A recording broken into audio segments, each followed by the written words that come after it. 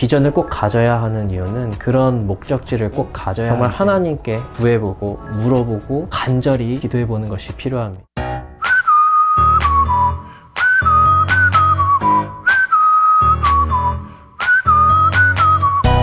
예, 주시주시에 오신 여러분을 환영하고 축복합니다. 오늘은 좀 새로운 방식으로 좀 해보려고 그러는데 이렇게 차 한잔 마시면서 한번 시작해 보도록 하겠습니다.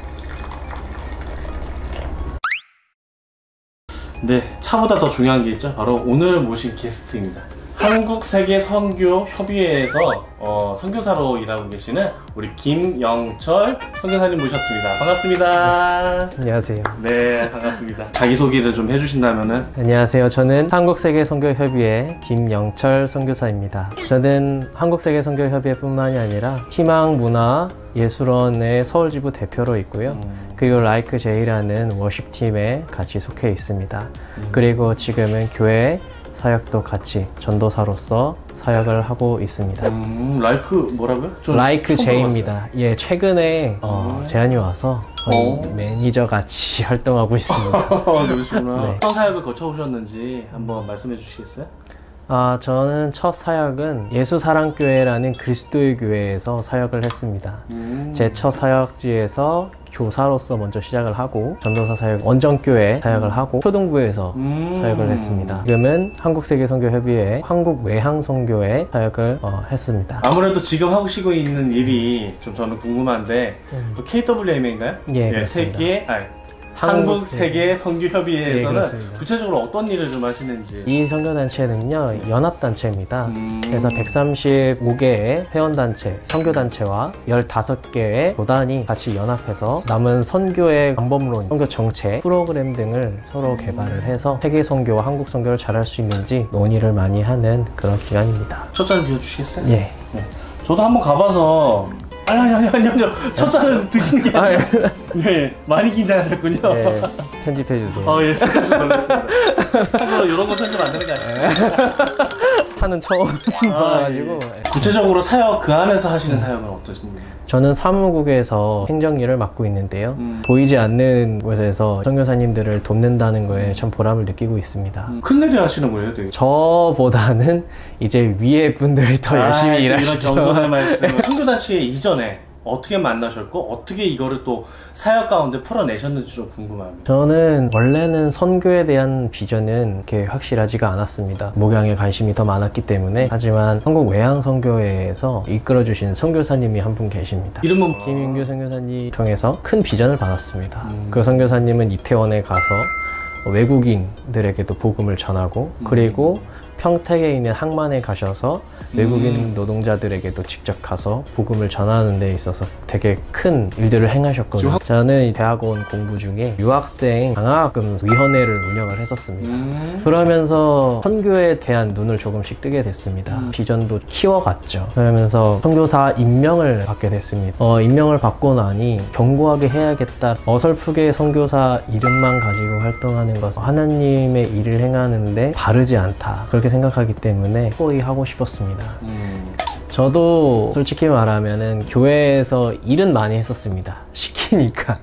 하지만 그렇게 믿음이 견고하지는 않았어요. 하지만 이제 제가 믿음을 확고히 한 건 고등학교 3학년 때였습니다. 저는 고등학교 동안 미술 입시 준비를 했습니다. 디자이너를 꿈꾸고 있었기 때문에 그러던 중에 고등학교 2학년 때 굉장히 좀 힘들었습니다. 그때 교회에서 기도하고 있는데 하나님께서 오히려 다른 길을 저에게 비춰주시더라고요. 보여주신 길이 맞는지 제가 잘 모르겠습니다. 좀 더 생각해 보겠습니다.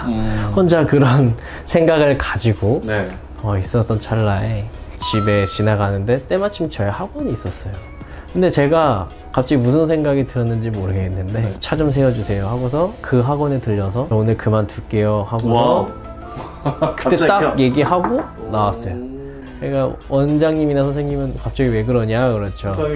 오히려 스스로는 확신을 하고 있었던 거일지도 몰라요. 내가 하나님께서 보여주신 길로 가는 게 진정 하나님이 원하시는 그런 그림이 아닌가. 그렇게 신앙생활을 제대로 하게 됐고 그만두고 나서 기도를 통해서 하나님을 인격적으로 만나게 됐습니다. 그러니까 더 확신이 서더라고요. 하나님이 저를 정말 주의 종으로 쓰시려는 거군요. 네네. 선교의 현황을 좀 알고 계실 거라 좀 믿음에 하에서 좀 말씀을 드려보는 건데 좀 어떤가요? 많이 힘든가요 정말? 재정적으로 건강적인 문제 때문에 그래서 어쩔 수 없이 철수하시는 선교사님들이 있으십니다. 네. 아 이게 비행기가 오고 가질 않으니까 이게 끊기는구나. 네, 그렇습니다. 저희가 이 선교사 통계 조사를 합니다. 그 조사 결과 저희가 171개국에 2만 8천 명의 선교사님들이 가 계십니다. 근데 그 중에서 상당수가 지금 한국에 들어오신 상태고요. 그래서 저희 KWMA에서 코로나 쉼터를 3개 지역에 운영을 하고 있는데 이미 4월 달에 6월까지 전부 마감이 될 정도로 이미 선교사님들의 수요가 들어오고 있고요. 폭증했다는 얘기죠? 그렇습니다. 그리고 앞으로도 계속 신청하시는 분들 계속 있는데 어쩔 수 없이 저희가 받는 것도 있고 또 정부의 방향이 어떻게 또 바뀔 수도 있는 거기 때문에 7월부터는 쉼터 운영을 어떻게 할지는 조금 지켜보고 있습니다. 어떻게 보면 코로나19가 정말 선교에는 직격탄을 맞았다고 볼 수도 있겠네요. 좀. 교회에서도 후원이 끊겼다고 하시는 분들도 계시고 또 한편으로는 후원이 늘었다고 하시는 분들도 있습니다. 왜냐면 어려운 상황에 빠졌기 때문에 더 밀어주는 것이죠. 이제 그러면 우리가 좀 마지막 질문. 청년의 시기 같은 힘든 시대를 살아가는 것 같습니다. 이들에게 좀 줄 수 있는 마지막 희망이 있으죠? 희망은 스스로 품을 수도 있겠지만 하나님께도 구하는 것이 꼭 필요하다고 생각이 듭니다. 우리가 흔히 얘기하는 비전이라는 것은 우리가 꼭 품어야 되는 거지만 그걸 어떻게 품어야 되는가, 무엇을 위해서 비전을 갖춰야 하는가에 대해서 되게 고민에 쌓이는 기독교 청년들을 보게 됩니다. 내비게이션은 목적지를 우리가 선택을 해줘야 그 내비게이션은 작동을 합니다.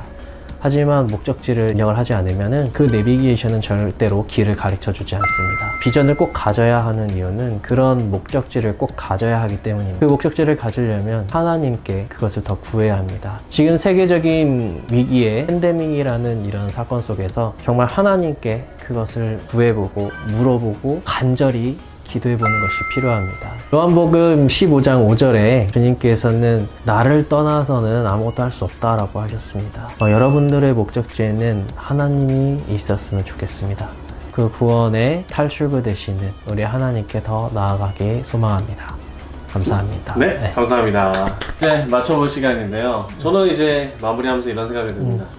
아까 다 철수를 했지만 그 자리에 남아 계시는 분들도 계시고 또 이렇게 나와 계신 분들도 있다고 합니다. 저는 거기서 좀 희망을 발견합니다. 어떤 부분이냐면은 그 자리에 남았던 안 남았던 그분들은 또 하나님의 말씀을 전하러 대기하고 있다는 점이죠.